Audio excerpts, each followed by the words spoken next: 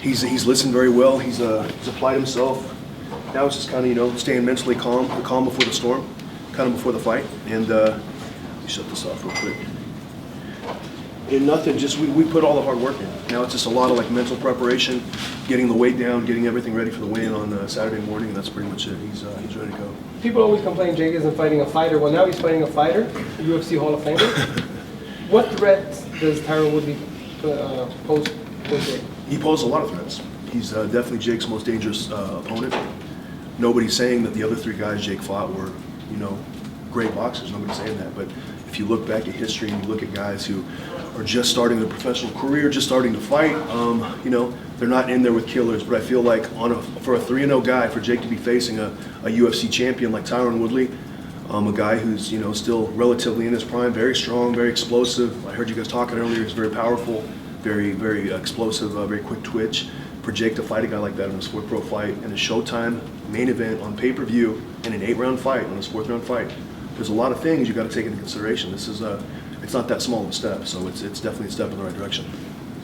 It's part of the UK, obviously. We're coming from the UK. We've got an interest in Tommy Fury being here and being on the undercard. Yeah. Now, a lot of folk back home are going to put 2 and 2 together. Why is Tommy on the undercard on the Jake Paul here all the way in Cleveland? Can we assume, as Team Paul, they spoke about it, a possible fight next? Jake Paul and Tommy Fury, if they get through Sunday night? We'll see how he looks. I don't know. He's definitely a possibility. It's not locked in by any means. I mean, he's got to go out there and perform. Jake's got to go out there and perform. And to be honest with you, if you want me to be 100% honest, I'm not even thinking about him. I'm only worried about Tyrone Woodley. There's no Tommy Fury, there's no anything if we don't handle Tyrone Woodley. So every ounce of our preparation has been all about Woodley. We haven't thought about Fury at all. You know, best of luck to him on the card. You know, he seems like he works hard. He's a good kid, so best of luck to him. But we're only concerned about Woodley right now, and you know, we got to handle that job first. It's all good that Jake Paul's fighting all these fighters. I know Tyrone Woodley, MMA fighter and stuff like this, but do you think it's the next fight we can see Jake in with a pure boxer, which is his #1 sport, which is boxing, rather than an MMA guy coming over, a basketball player or a YouTuber, that his next fight will be a professional boxer? It depends. It could be. It might not be. I mean, Jake's business model is a little different than everybody else.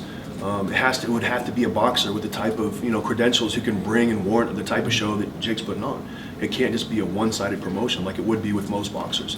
And Jake, obviously, he's only 3-0. He's not ready to fight the top guys who could potentially bring, you know, the type of acknowledgement that an event like this would need. So the right steps got to be taken. He's only 3-0. He's only been boxing a year and a half, almost 2 years. So with patience, he will fight a lot of good boxers. But right now, we're just picking out good names, big people, and still people that, you know, the general public feels like this guy's going to beat Jake. So it's not like we're taking guys who are 100% slam dunks like this. The majority of the people, especially in the MMA world, they all feel like Jake's getting knocked out. So this is a pretty dangerous fight for a kid who's 3-0. BJ, obviously we've all seen the right hand. Yeah. It's devastating, and we haven't had time to see a whole lot more because you know a lot of the fights in like first round or something like that. Mm-hmm. Does Jake have a lot more weapons that we just haven't seen yet, or are you guys developing other stuff, or is just the right hand's working and gonna look like how it can? It all works. It all works very well. And if we can just get into that second round or whatever, then you're going to see on Sunday night. Like this guy, I mean, that's why I'm excited, I think, about this event, is because what we see behind closed doors with top professionals coming in that we spar with hundreds of rounds. I'm not talking about 10, 20, 30. I'm talking hundreds of rounds over the last, you know, 18, 24 months. It all works. And you're going to see that on Sunday. If Tyrone gets in the second or third round, you'll see that. You know, he's got a lot of other weapons. People have no idea. And hopefully, you know, Tyrone can, and that's why we took Tyrone. I'm the one who said, I want to fight Tyrone. His manager asked me, they're like, is Jake ready for Tyrone? I said, yes, he's ready. And hopefully this guy will take us into a second or third round because Jake needs to get some rounds. I don't want him just going in there blasting all these guys out. And with all due respect to Gibb and to Nate Robinson and, you know, Ben Askren, those guys weren't on Jake's level, and honestly, Tyrone's not on his level either. So you'll see that Sunday. Jake is still green in the boxing game. He is. Is he like a superior talent to most who take the amateur route? Like are there still mistakes he's making and growing, or? I mean, of course he's still making mistakes. He's 3-0, you know. It takes years and years and thousands of hours to perfect your craft. You don't just wake up and you're a seasoned professional boxer. I mean, you got to take your lumps in the gym.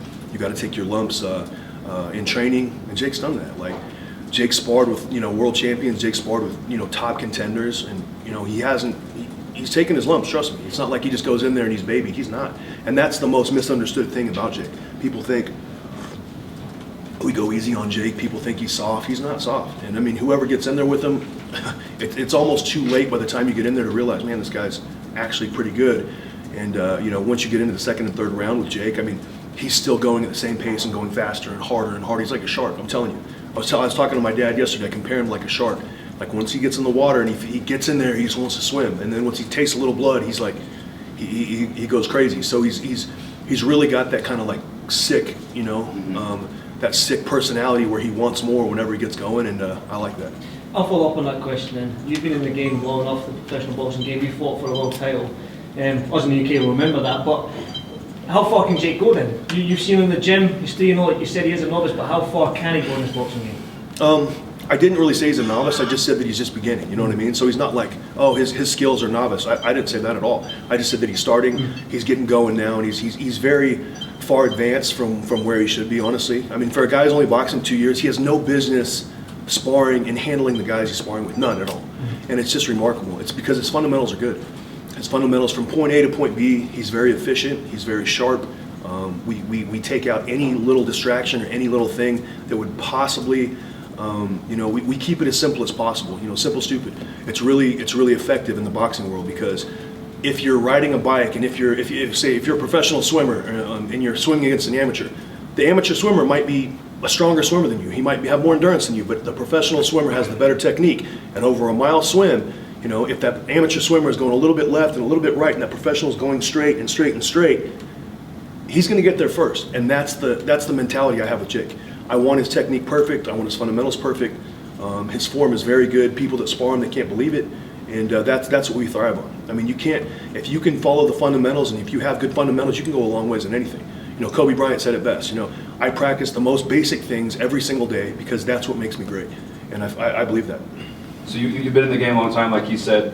Do you see like championship potential in him? Like, he's calling names like Canelo. Like, can you see Jake potentially hitting that level? Like, does he have a love for the game like that? And do you see that type of potential in him? Or? I mean, look, like, I think anybody, when they first come into a new sport, they want to go after the best guys, Yeah. To say he's ready for Canelo right now, I'm not going to say that. I mean, come on. Like, Canelo's the pound for Do you pound see number him one reaching player. that level, like, at some point, like... I mean, that's a lot of Yeah. work to get there. Yeah. I mean, let's keep it real. I mean, everyone, you can't knock Jake for wanting to fight and do against the best guys in his sport. He wants that. And honestly, if I had Canelo in the gym on Monday to spar with him on Monday, Jake would get up and he would go all out Canelo as hard as he possibly could. So, I mean, he's got that mentality where he will go in there with anybody. He does not care. And I like that, but me and his manager got to be the ones to, make sure and make the right moves. But, to say he's going to fight Canelo in 6 to 12 months, I'm not going to say that. We've got another schedule and another path. But to say in 3 or 4 years, Canelo's maybe 33, 34, Jake's maybe 27, 28. We'll see. Canelo to me is the best pound for pound fighter right now. There's not even really discussion to me based on resumes. I mean, the guy's resume is unbelievable, incredible. He fights every single challenge, and he's an amazing fighter. So, like I said, I don't like to forecast too much in the future, but anything's possible. BJ, who do you compare Jake Paul's work ethic to? Because people don't know he works very hard. I'm thinking back, through my career, some of the tireless workers. I've been around a lot of hard workers, a lot of guys who really, really get in the gym and really train hard. I don't think I've ever been around in any camp ever with any fighter, any champion that has the structure that he's got on a daily routine. As far as schedule, as far as chef, as far as meal plan, as far as every little thing he does throughout the entire day is on schedule. Everything. It's planned out to a T. And if you look at, they did a survey a couple years ago of the 10 most successful people in the world and how they got to where they are. And they all have a very detailed routine, a very, very structured schedule every single day. Because there's a lot of power in a routine. There's a lot of power in following a hard schedule. And I feel like that's something that's given Jake a lot of success. Not to mention having a good team around him. Myself, Jacob Chavez, he was my trainer for 10 years. He was Kenny Adams' assistant. It's no secret how I got started through Kenny Adams with my dad on the Army team, and Kenny kind of brought me along. And when I first turned pro, and Jacob was the mitt guy for Kenny Adams, and we also have Jay Leon Love, a very, very good professional boxer, but also a very good boxing mind. And he gives Jake a lot of good encouragement in training, a lot of good little tips, like professional tips that you couldn't get unless you were in there. So he's another guy who's also very good. So between us three, between Jake's team, between his schedule, and between his work ethic, I mean, he's a lot to deal with. He really is. So, also, yeah. BJ, he doesn't take time off between fights. It's not like he's going to take 6 months, balloon up. You keep him in the gym. A week off, 2 weeks off? Ellie, we don't have time, He didn't start boxing until he was 21 years old. And if we're going to be calling all these people out, we don't have time to really mess around. So we got to get after it.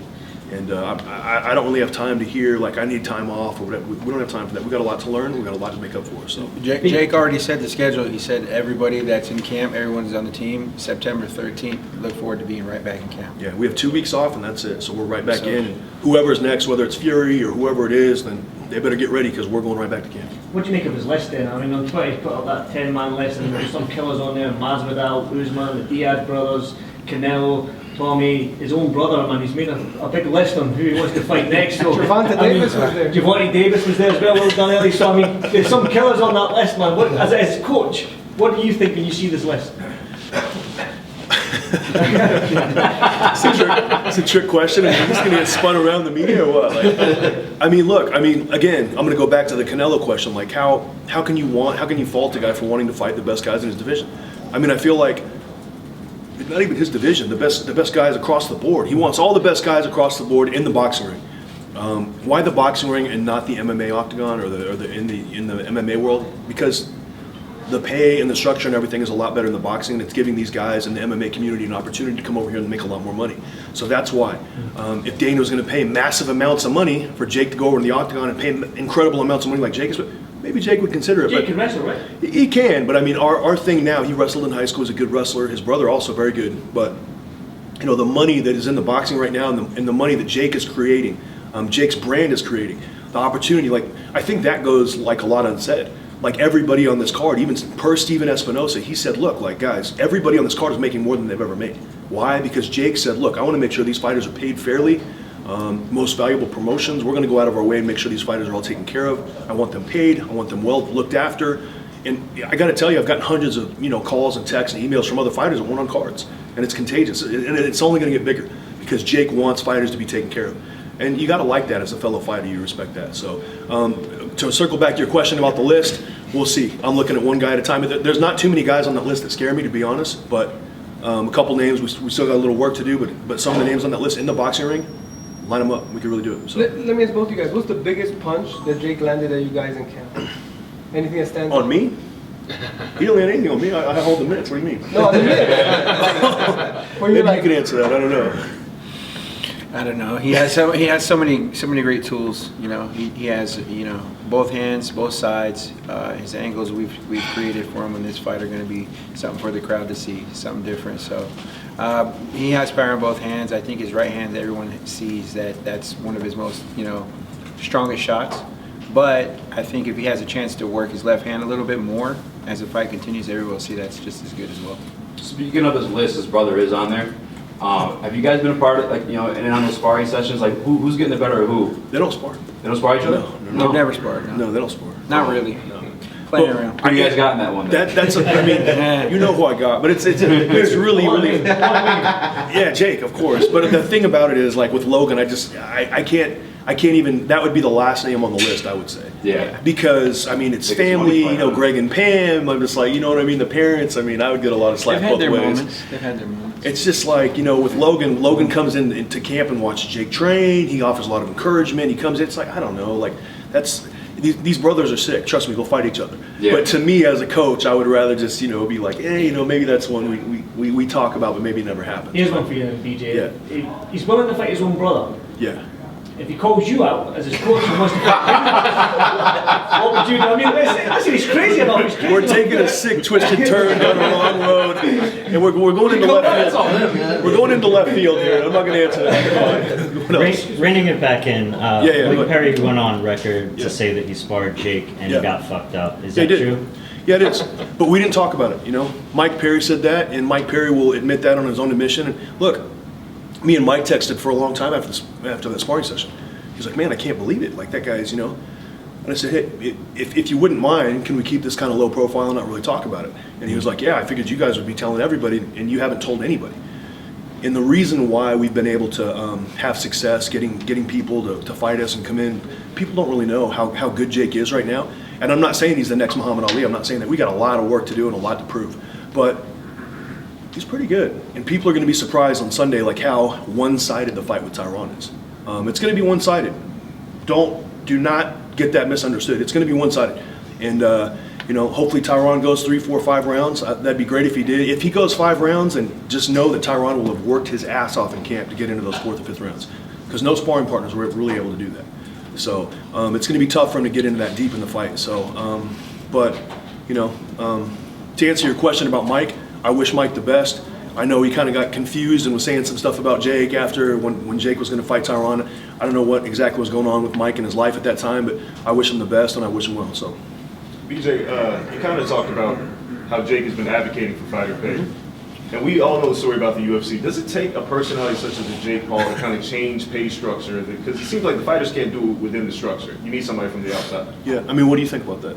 Honestly. I mean, I think you need somebody from the outside that's bringing attention to the situation. Anybody in the UFC who says it, guess what? They won't be fighting. Banned. They won't be doing it. They'll be banned. So it takes someone like Jake to raise awareness because really, they got a pretty good monopoly. Dana's got a pretty good thing going on over there. He says who fights who, when they fight, everything, what they get paid, everything. So, Jake's brought to the attention the percentage of professional teams and what they give to the fighters and what they give to the athletes compared to the UFC. And I think the UFC is pretty undervaluing their fighters for what they bring to the table. I mean, those fighters are tough. They bring a lot to the table, and fans come to see the fighters. They don't come to see, Dana and everybody else. Has Dana done a great job putting it all together and doing it and promoting it how he did with those seasons of, what's it called, the season he did of Contender and all that? Yeah, he did a great job. But they're not there to see Dana. They're there to see the fighters. They are. And the fighters need to get paid better.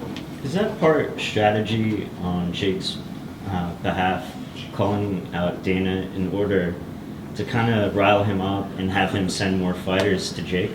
I think it's pretty well known. Like Dana's not really willing to send any fighters to Jake. He doesn't really want to take a chance and lose, one of his guys that he's got under contract right now at the moment to lose to Jake in the boxing ring. And then all of a sudden their marketability goes down and kind of messes up his business plan.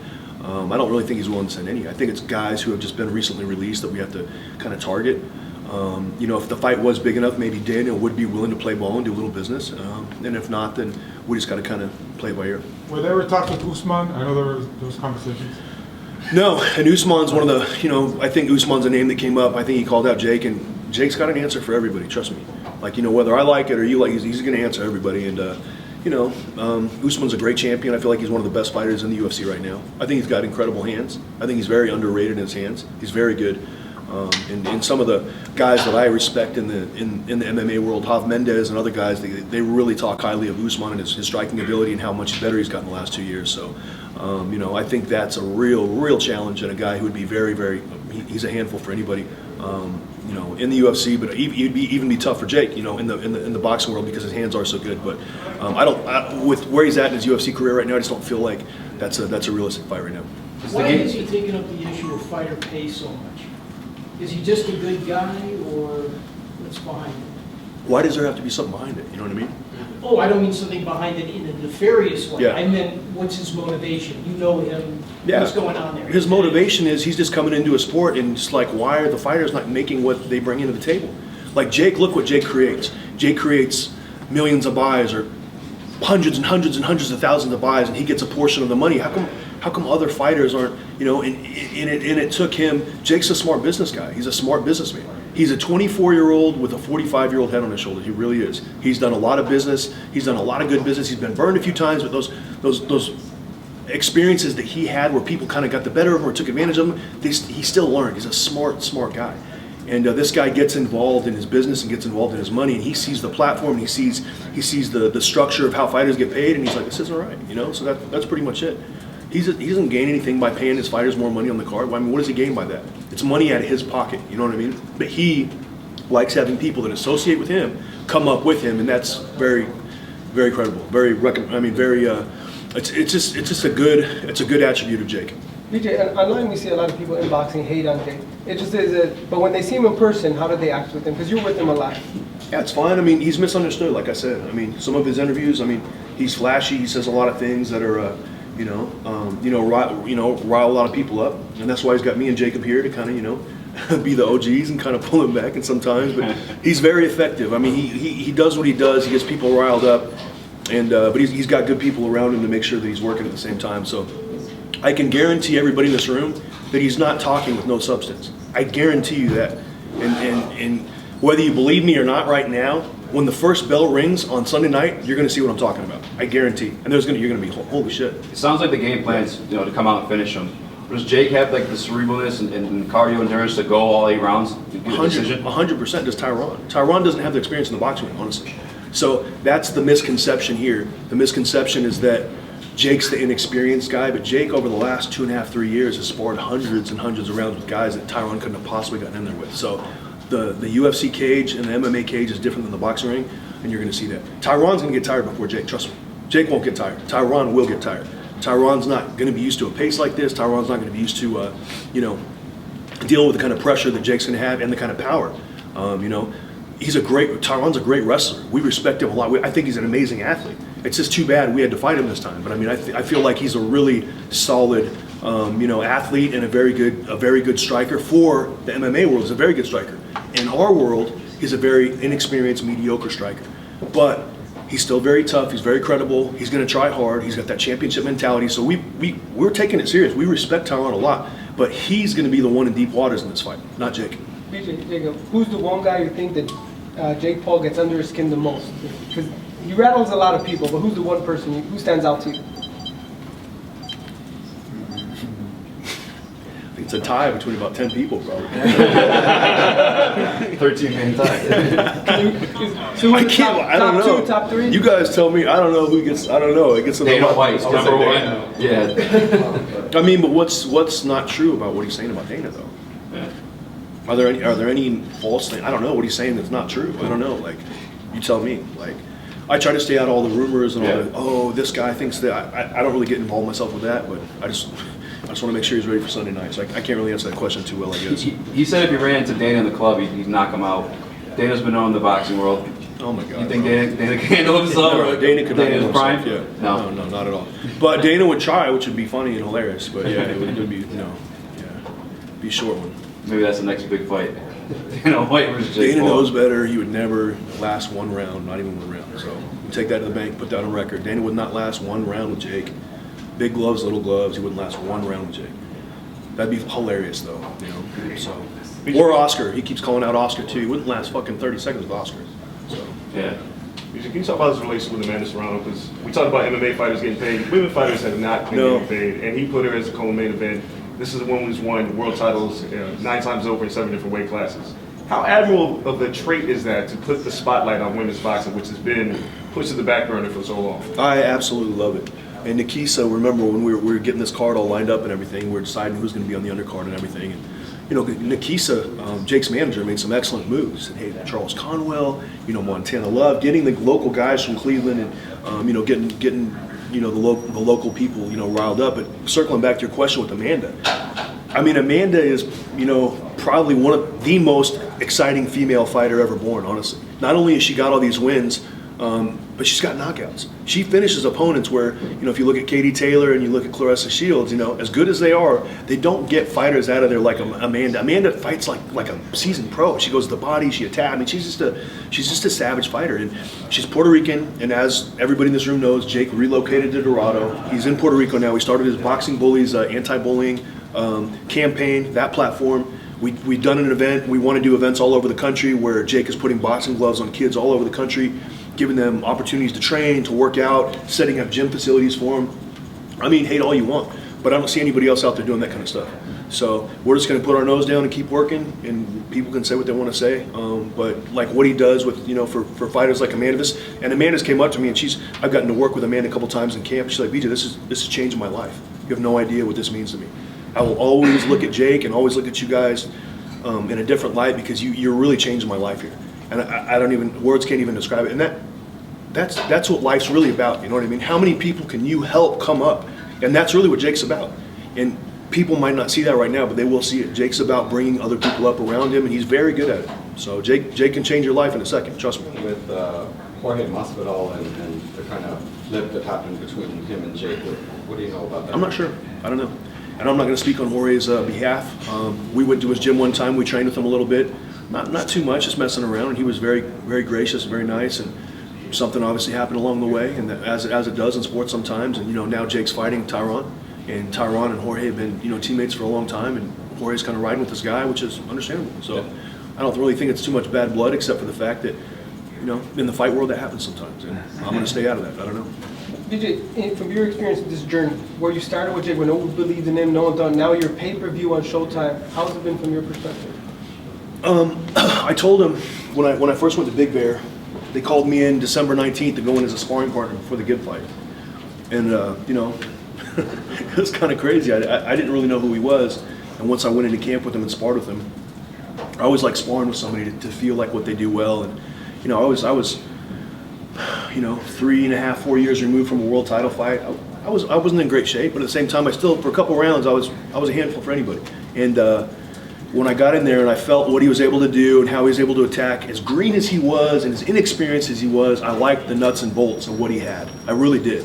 And I was like, you know what? I can do something with this kid. He's tough. He speaks his mind. He's a hard worker. He's a tremendous athlete. People don't know that about him, but he can take a shot and he can give a shot. Trust me. And this was 2 years ago. I just feel like I saw a lot of potential then. I saw a lot of possibility, and once we started cleaning up some of the basic mistakes he was making, he really started transitioning into a fighter who looked like he'd been fighting a lot longer than he has. He's got a tremendous team around him. I'm not even talking about myself. I'm talking about all around the board. Jacob Chavez, Jalen Love, his assistant Marcos, his strength and conditioning coach Chef Byron, Jalen, like I said, Ocean Interbeing, the guy who does all his healing and his massages and everything. I mean, there's so many components to this great team, and he's got a good team around him. So I'm not surprised, to be honest with you. But to be in his second 8-round fight on a Showtime pay-per-view on a platform as large as Showtime, I mean, it's incredible. When has that ever been done? And a fourth fight? And a fourth fight in an 8-round fight. I mean, that alone is credible right there. Most guys are still fighting 4-rounders. Much less 6-rounders now. His second 8-rounder already when it's 3-0. That's he's working his ass off. So got to give him credit. So you did get hit by Jake in sparring? About 2 years ago, yeah. He took a couple himself, but I definitely got hit a couple times, yeah. What'd you make of yesterday's events between Mama Woodley and D-Cut and all that? I think what was the conversation had afterward? I think it got blown out of proportion. The thing about it is, and you got to respect Woodley's team, which I do, and you got to respect our team, which it didn't seem like there was a lot of that going on. Which whatever, we're the OGs. We're not worried about it. They got to fight on Sunday. But you got to realize when it's 3 days before the fight, and both teams' families and best friends are in the crowd, and there's yelling stuff, and D-Cut hears something, the mom yells something. It's easy to get things mixed up like that. And my feeling is, whenever a mother is yelling for her son, just let her yell whatever she's yelling, whatever it is. You know what I mean? Let her yell. Mothers are sacred. It's something very important, but at the same time, when that goes into the sister running over and cussing him out and getting in front of his face and all that, and then the other guy coming over and pulling his knife out, I mean, what the hell? Come on. Who brings that to a press conference? So just, you know what I mean? It's just like, it got out of control, got out of hand. We're fine. We already hit the clear button. Jake handled it like very professional. He apologized, even though he didn't even say anything. He just kind of was up there trying to promote the fight, but it is what it is. He's ready to go Sunday, but I think it got blown out of proportion, and we obviously don't have any disrespect towards Mrs. Woodley at all, Mama Woodley. I love that she's in her son's corner. I think it's great, and really a lot of respect to their entire team. Pedro Diaz, he's a Hall of Fame trainer. Gerald Tucker, I've known of him for almost 20 years. I mean, he's got a good team behind him, so I give Tyrone respect for going out and finding good people to put him in the best position to win this fight that he possibly can. He's got a very good team around him. I mean, Pedro Diaz is a mastermind. He's really good, so it's going to be an exciting little duel between us on Sunday. BJ, how'd you go from sparring to then training Jake? How did that transition? It's a good question.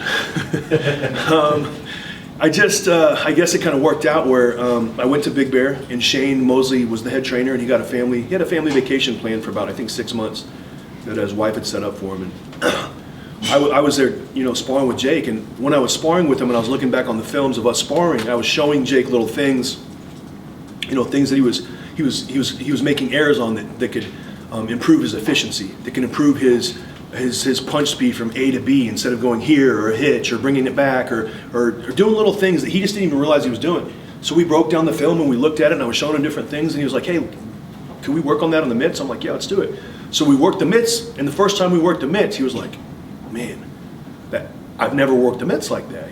That's something that, man, I don't know what you're doing on the mitts, and that's how, my father, Kenny Adams, they had always worked the mitts with me. So to me, it was like nothing, and Jacob had always worked the mitts with me like that. So I kind of, that's how I'd worked the mitts my entire career. So after we worked the mitts a couple times, Jake told me, and we were looking at film, Shane was actually gone on the family vacation for like 8 or 9 days, and this was 6 weeks before the fight. So you can't miss, a week before, you can't miss a week, 6 weeks before a fight. You can't miss a day. You can't miss a session. You got to be locked in, head down, focused every single session. So I kind of got in, I helped a little bit, and then when Shane came back, Jake told Shane, and I talked to Shane a little bit, and they kept me around as an assistant to do the mitt work, help break down film with Shane, and me and Shane kind of came up with a game plan with Gibb, and we worked together, and it was just a massive honor to work with, a Hall of Fame fighter and a great fighter like Shane Mosley, who really went out of his way to make Jake, make him feel comfortable and give him credibility, because Shane's, one of the biggest names in boxing. And when he brought Jake up to Big Bear and was, helping him get ready for the fight and working with him, it gave Jake a lot of credibility, and I just kind of fit in wherever I fit in. And I really thought that would be the only fight I'd work with Jake.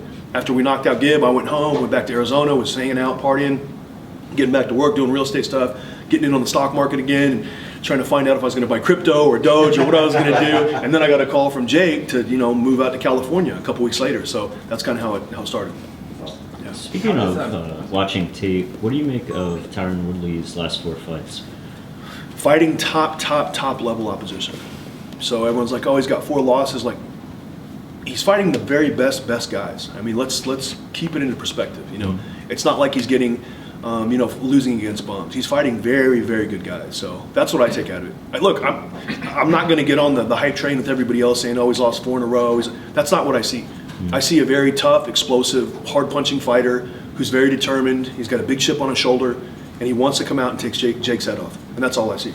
I don't see any the faults you guys see. Like, I don't see that. I'm only looking at his strengths and what we got to do to negate those strengths. How does the confidence or anxiety this fight week compare to the Askren fight week? It's fine. Is it the same, or is it? Yeah, it's the same. Yeah, I don't really feel any different, honestly.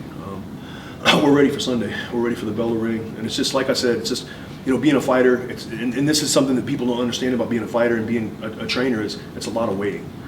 You really have to wait. You really got to pull it back a lot of times. You just got to learn how to stay calm and live within your nerves and just be relaxed and not think about it and just have confidence that when the moment comes and the bell rings, you're going to go out there and perform because you've done every single thing leading up every single day to make sure you're prepared. And I know that without a shadow of doubt. If I could change one single thing in this camp over the last 100 days, every single day, 2 to 3 sessions a day, what would I change? Nothing. And that's why I feel very confident about Sunday. List aside, if Jake gets past Tyron on Sunday, has there been any talk about what's next? I'm not going to talk about that. Yeah, I don't care. Again, Sunday night we can have that conversation. Monday morning, anytime after the fight, we can talk about that. Because I'll see you after the fight then. yeah, we can have an interview again after the fight. I've heard rumblings and different things like that, but I don't even pay attention to it. The thing about it is, guys, you can't jump over a dollar for a nickel. You can't. You got to focus on what's right in front of you, and that's part of being a professional. You can't get ahead of yourself. Jake doesn't have 10 years, 15 years of experience to be in the situation to say, oh, we're for sure going to do this and do that. No, we gotta go out there and fight. I'm only worried about round 1. That's it. I'm not even worried about round 2. I'm only worried about round 1, what we do in round 1. Then I'm going to worry about round 2, and we're going to come up with a game plan for that. So to answer your question, I have no idea. BJ, does it kind of help that Jake has been knocking these guys out? Because what you said was nobody knows what he has to offer. And the more mystique that surrounds him, the more guys are going to come out and say, I want to fight him. So it's ultimately kind of the game plan to get Tyrone out there early so another guy can step up and say, oh, you fought an MMA fighter, I don't know these guys. That's a strong possibility. Tyrone is not going to be ready for what comes at him in round 1. I promise you, he won't. With all due respect to Tyrone, like I said, he's a very good combat fighter. He's a very good striker. But for whatever weird reason, he has not been educated on what's on Jake's team. He doesn't understand. I don't know how, but he just doesn't get it. He's like, oh, your team is weak and your team is this. And so, if he thinks that, fine. It's just for whatever reason, he hasn't like come to speed with what's going on our side of the ball, which is fine. But like I said, this fight could go 1 round. It could go 3 or 4 rounds. I hope it goes 3 or 4. I don't think it will. If it does, great. Jake needs the rounds. Do you think discrediting your team is just kind of a mental thing with Tyrone? Do you think he does respect it, but it's part of the trash talk at the end of the day? Or he really believes it? I don't care at all. It doesn't matter. Like the proof's in the pudding. Like honestly, like we can have this conversation again Sunday, and then we can see what he says about it after that. And again, like we're in the back with OGs. We don't care. Like we just it's all about Jake and it's all about the team. Me and Jacob we're in different phases of our lives now. We want to create and build. We want to make people better around us. We want to make Jake as great as he possibly can be. We don't need the credit. It doesn't need to be like that at all. We don't care at all. So it's all good. Yep. What do you make of Floyd Mayweather giving Tyrone advice? It's good. I love it.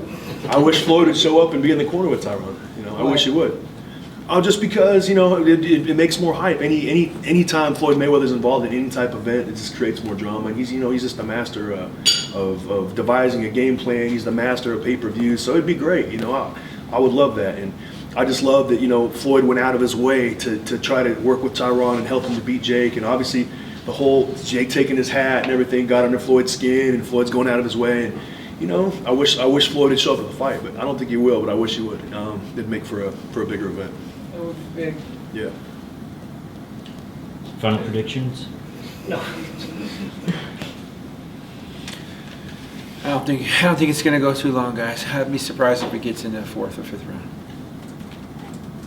My final prediction is Jake Paul will win. I don't know which round, but he'll win for sure.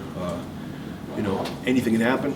It's a fight. Remember that. Tyrone's a champion. But all I got to say is, with all of the naysayers and all the people saying it's too much for Jake to handle, and he's not ready, and he's going to get knocked out, and Woodley's going to chin him, and he can't punch, and he's a Disney character, and blah, blah, blah, got 3rd place in the Challenger Games, or whatever else they say about him, just give him his credit after this fight.